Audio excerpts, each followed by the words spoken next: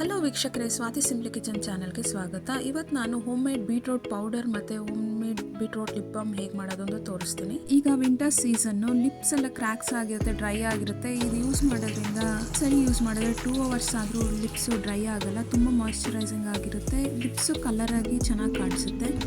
Dark lips ಇರೋರು ಇದನ್ನು use ಮಾಡೋದ್ರಿಂದ ಲಿಪ್ಸ್ ಲೈಟ್ ಆಗುತ್ತೆ. ನಾನು 2 ಬೀಟ್ರೂಟ್ ತೊಗೊಂಡು ವಾಶ್ ಮಾಡಿ ಸಿಪ್ಪೆ ತೆಗೆದು ತುರಿದು ಅದನ್ನು ಬಟರ್ ಶೀಟ್ ಮೇಲೆ ಒಂದು 2-3 ದಿನ ಬಿಸಿಲಲ್ಲಿ ಒಣಗಿಸಿದ್ದೀನಿ.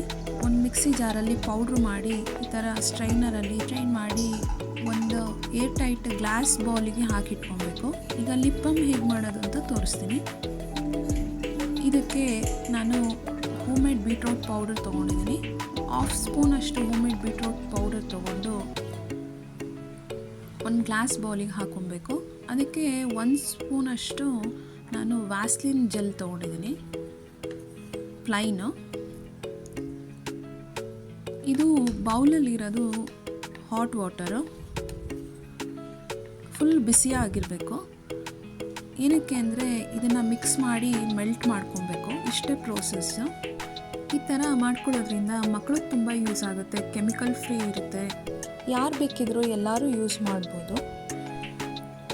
ಜೆಲ್ಲು ಮತ್ತು ಬೀಟ್ರೋಟ್ ಪೌಡ್ರ್ ಬೌಲನ್ನು ನಾನು ಮಿಕ್ಸ್ ಮಾಡಿ ಹಾಟ್ ವಾಟರಲ್ಲಿ ಸ್ವಲ್ಪ ಮೆಲ್ಟ್ ಆಗೋದಕ್ಕೆ ಇಡ್ತೀನಿ. ಈಗ ಸ್ವಲ್ಪ ಮೆಲ್ಟ್ ಆದಮೇಲೆ ಮಿಕ್ಸ್ ಆಗುತ್ತೆ ನೀಟಾಗಿ.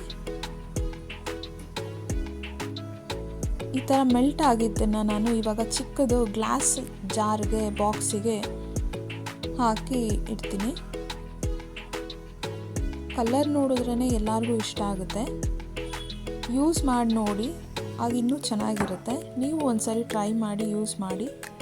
ಈಗ ಇದನ್ನು ಸ್ಕಿನ್ಗೆ ಅಪ್ಲೈ ಮಾಡಿ ತೋರಿಸ್ತೀನಿ. ಸ್ವಲ್ಪ ತೊಗೊಂಡು ನೋಡಿ, ಈ ಥರ ರಬ್ ಮಾಡಿದ್ರೇ ಎಷ್ಟು ಕಲರಾಗಿ ಕಾಣಿಸುತ್ತೆ. ಲಿಪ್ಸಿಗೆ ಯೂಸ್ ಮಾಡಿದ್ರು ಅಷ್ಟೇ ತುಂಬ ಚೆನ್ನಾಗಿ ಕಾಣಿಸುತ್ತೆ. ಸ್ವಲ್ಪ ತೊಗೊಂಡ್ರೇ ಎಷ್ಟೊಂದು ಕಲರಿಂಗ್ ಆಗಿ ತುಂಬ ಮಾಯ್ಶ್ಚರೈಸಿಂಗ್ ಆಗಿ ತುಂಬ ಚೆನ್ನಾಗಿ ಕಾಣಿಸುತ್ತೆ. ರೋಸ್ನ ಡ್ರೈ ಮಾಡಿ ಪೌಡರ್ ಮಾಡಿ ಈ ಥರ ಯೂಸ್ ಮಾಡ್ಬೋದು. ಟ್ರೈ ಮಾಡಿ. ನಾನು ತೋರಿಸಿರೋ ನಿಮ್ಗೆ ಇಷ್ಟ ಆದರೆ ಲೈಕ್ ಮಾಡಿ, ಸಬ್ಸ್ಕ್ರೈಬ್